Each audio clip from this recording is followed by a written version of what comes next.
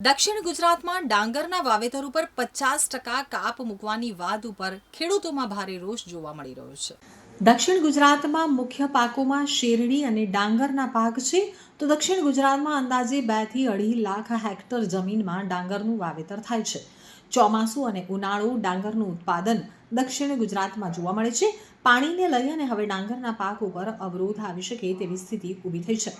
તો વન પર્યાવરણ અને રાજ્યમંત્રી મુકેશ પટેલનું જાહેર મંચ ઉપરથી ખેડૂતોને નિવેદન હતું અને જણાવ્યું હતું કે 1 કિલો ડાંગરના પાક પાછળ 4000 લીટર પાણી વપરાય છે। આવનાર સમયમાં ખેડૂત પોતાની જમીનમાં 50% જ ડાંગર પાક લઈ શકે તેવો પરિપત્ર જાહેર કરીશું। પાણી બચાવવા આ પ્રકારનો પરિપત્ર જાહેર કરવામાં આવશે। ગુજરાતમાં સૌથી સારો અને સફળ ડાંગરનો પાક દક્ષિણ ગુજરાતમાં જ થાય છે। મંત્રીના આ પ્રકારના નિવેદનથી દક્ષિણ ગુજરાતના ખેડૂતોમાં નારાજગી અને રોષ જોવા મળ્યો હતો। પાણીની દ્રષ્ટિએ દક્ષિણ ગુજરાત સૌથી સુખી અને સંપન્ન પ્રદેશ છે। સિંચાઈ વિભાગને કહી પૂરતું પાણી પૂરું પાડવાને બદલે પાક બંધ કરાવાઈ રહ્યો છે। સુરતમાં પાણી માટે ખેડૂતોની બૂમ પડી રહી છે અને સિંચાઈ વિભાગની બેદરકારી તથા ગેરવહીવટને કારણે ખેડૂતો પાણીથી વંચિત થયા હોવાના આક્ષેપ કરાયા છે। હજુ તો સરખી રીતે ઉનાળુ સિઝન શરૂ પણ નથી થઈ, ત્યાં શરૂઆતમાં જ પાણીનું રોટેશન ખોરવાયું છે। કાકરાપાર જમણકાંઠા માયનોર નહેરથી પાણી નહીં મળતા નહેર ખાલી ખમ થઈ ગઈ છે। ઓલપાડ તાલુકાના બરબોધન, ભંડુત, ઉરમાં, કુંદિયાણા સહિતના 9 જેટલા કાંઠા વિસ્તારના ખેડૂતો હેરાન થયા છે। તો સિંચાઈનું પાણી પર્યાપ્ત માત્રામાં નહીં મળતા ખેડૂતો મુશ્કેલીમાં મુકાઈ ગયા છે। ઉનાળુ ડાંગરની સાથે શાકભાજીના પાકને સમયસર પાણી નહીં મળતા ધગધગતા તાપમાં પાક સુકાઈ રહ્યો છે, જેથી ખેડૂતોએ ભેગા મળી સિંચાઈ અધિક્ષકને લેખિતમાં રજૂઆત કરી હતી। તો આ અંગે અધિકારીઓએ નિવેદન આપ્યું હતું કે વધુ પડતા ખેડૂતો દ્વારા એક સાથે ડાંગરનો પાક લેવાતા પાણીની ઘટ સર્જાઈ છે। ડાંગરના પાકમાં વધુ પાણીની જરૂર પડે છે। સિંચાઈ વિભાગને આપવામાં આવતું પાણી પૂરું પાડવામાં આવ્યું છે। નહેરની ક્ષમતા કરતાં વધુ પાણી આપી શકાય નહીં, તો ખેડૂતોએ આક્ષેપ કર્યા હતા કે સરકાર ખેડૂતોનું પાણી ઉદ્યોગોને આપે છે। ડાંગરનો પાક છેલ્લા અનેક વર્ષોથી લેવાય છે, છતાં આ વર્ષે જ આ પ્રકારની સમસ્યા કેમ? નહેર નાની છે તો ઊંડી કેમ નથી કરાતી? ખેડૂતોએ અધિકારીઓને નકશો દોરી પાણી પૂરું પાડવાનો રસ્તો બતાવ્યો હતો। હાલ તો પાણીને લઈ ખેડૂતોમાં ભારોભાર રોષ જોવા મળી રહ્યો છે।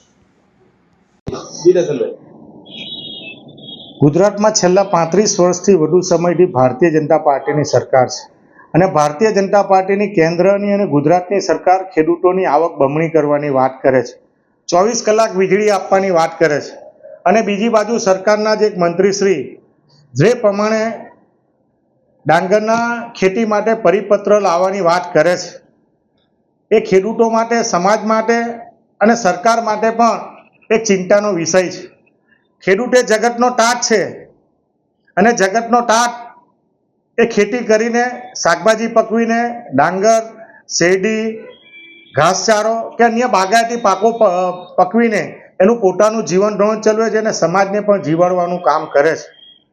પરંતુ આ નિવેદન, અને તે પણ ખાસ કરીને દક્ષિણ ગુજરાતનો, જ્યારે તાપી નદી ઉપર ઉકાઈ ડેમ આવેલો છે, આ સમગ્ર ફળદ્રુપ વિસ્તાર છે, પિયતવાળો વિસ્તાર છે। આજ દિન સુધી કોઈ પણ દિવસ અહીંયા દુકાળ પડ્યો નથી કે કોઈ ખેતી માટે કે પીવાના પાણી માટે તકલીફ પડી નથી। અને આ અનુસંધાનમાં આ સમગ્ર વિસ્તારમાં ડાંગરની ખેતી મોટા પ્રમાણમાં કરવામાં આવે છે। આ ખારાશવાળી જમીન છે અને ખારાશવાળી જમીનમાં ડાંગરની જ ખેતી થાય છે। જે રીતે ડુક્કરનો ત્રાસ, રાસાયણિક ખાતરના ભાવો, મજૂરોની અછત અને ટેકનોલોજીના કારણે આ ડાંગરની ખેતી 90 દિવસમાં કરવામાં આવે છે।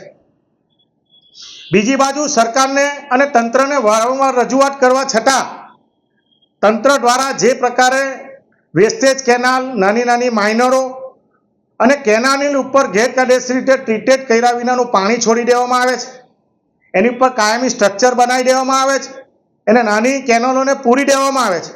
તંત્રની કોઈ પણ પ્રકારની મંજૂરી ન હોવા છતાં સરકારના પદાધિકારીઓ અને તંત્રના મેળાપીપણામાં ખેડૂતો ભૂતકાળમાં આ કેનાલમાંથી પાણી પાતા હતા, એ ખેડૂતો પણ આવી મોટી કેનાલમાંથી પાણી લેવાનો સમય આવી ગયો।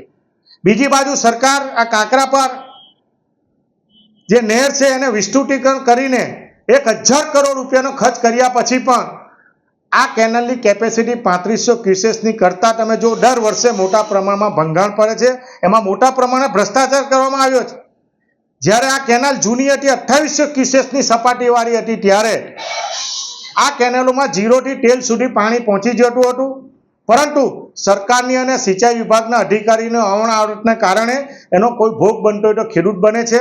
ખેડૂતે શું ખાવું, શું કરવું, શું ખેતી કરવી, એને બદલે સરકાર એવું કહેવા માંગે છે કે આવનારા દિવસોમાં 50% ડાંગરનો પાકનો પરિપત્ર અમે કરવાના છે. બીજી બાજુ ઉદ્યોગોને મોટા પ્રમાણમાં પાણી આપવામાં આવે છે. સમગ્ર વિસ્તાર જોવામાં આવે, અંકલેશ્વર હોય, ઓલપાડ હોય, 84 હોય કે માંડવી તાલુકો હોય, મોટા પ્રમાણમાં આ જગ્યાએ ઇન્ડસ્ટ્રીલો બાંધકામો કરવામાં આવ્યા, રેસિડન્ટ બાંધકામો કરવામાં આવ્યા, જમીનો બિન ખેતી કરવામાં આવી. આના કારણે પિયતનો વિસ્તાર પણ ઘટવામાં આવ્યો છે. પરંતુ ઉદ્યોગોને ફાયદો કરવા માટે અને ખેડૂતોની આવક બમણી ન થાય એના માટે આ ભારતીય જનતા પાર્ટીની સરકાર આ પરિપત્ર લાવવાની વાત કરી રહી છે. એનો અમે વિરોધ કરીએ છીએ. કોંગ્રેસ પક્ષ વતી પણ ખેડૂતોની સાથે રહીને ખેડૂતોને ન્યાય મળે, ખેડૂતો શું ખેતી કરવી, શું પકવવી, એ પોતે પ્રારબ્ધ અને આ જન્મસિદ્ધ એનો અધિકાર છે. એની સામે આવનારા દિવસોમાં પરિપત્રની સામે આવનારા દિવસો